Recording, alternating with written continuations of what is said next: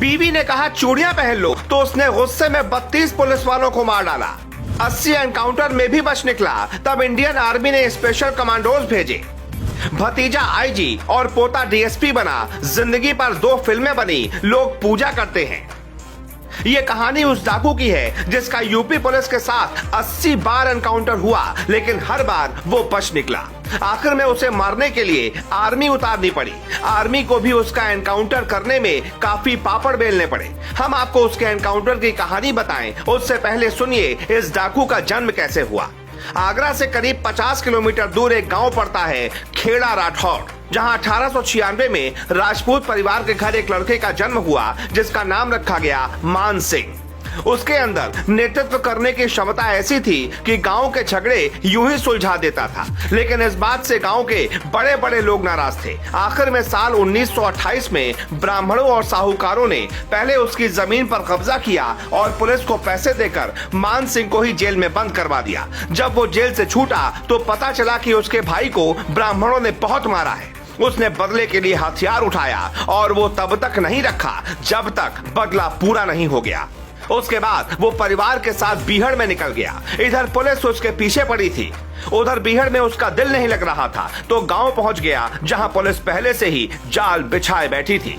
पकड़कर उसे कोर्ट में पेश किया गया जहां 10 साल की जेल हुई। जब वो सजा काट कर लौटा तो पता चला कि उसके 2 फरार बेटों को पुलिस ने एनकाउंटर में मार गिराया है। वो अपनी बीवी से मिला तो वो फबक फबक कर रो पड़ी, लेकिन साथ में दिल में बदले की आग भी थी। तो तबाक से बोल उठी कि अगर बदला नहीं ले सकते तो चूड़ियां पहन लो। ये बात उस मान सिंह के दिल पर ऐसी लगी कि वो वापस बीहड़ में लौट गया। अब की बार उसने 20 लोगों को मिलाकर ऐसा खतरनाक गैंग बनाया कि वो पुलिस वालों पर भी सामने से वार करते थे। अंग्रेजों के राज में पुलिस का रवैया कितना खतरनाक था ये सब जानते हैं। उसके बावजूद डाकू मान सिंह ने उन 32 पुलिस वालों को ढूंढ निकाला जो उसके बेटे के एनकाउंटर में शामिल थे। उसने अपने सबसे बड़े पंडित दुश्मन को मार गिराया। अब उसका बदला पूरा हो चुका था, लेकिन तब तक उसके खिलाफ 300 से ज्यादा मुकदमे दर्ज हो चुके थे। उसकी खास बात तो ये थी कि वो महिलाओं की इज्जत करता था, अमीरों को लूटकर गरीबों में बांटता था और लोग उसे चंबल का राजा कहते थे। उधर बीहड़ में वो दिनों दिन खूंखार बनता जा रहा था और इधर देश आजादी के मुहाने पर खड़ा था।